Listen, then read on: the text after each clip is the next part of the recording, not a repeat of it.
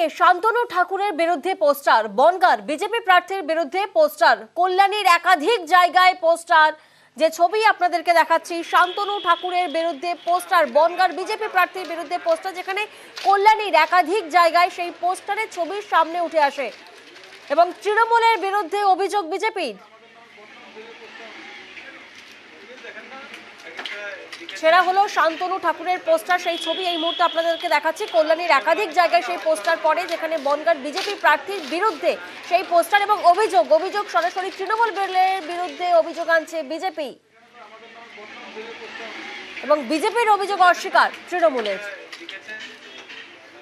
যারা এটা লিখছেন তাদের আগে ধন্যবাদ জানাই।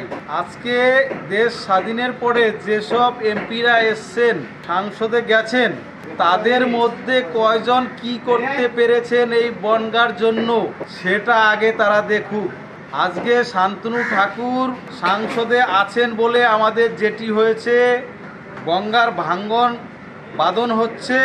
আমাদের মতুয়াদের কাছে উনি ভগবান, আগামী দিনে যেই কাজ করবে ভগবানের মতোই কাজ করবে। তারাই ফেলছে, তারাই ছিঁড়ছে, এটা নিয়ে আমাদের কোনো বিষয় না।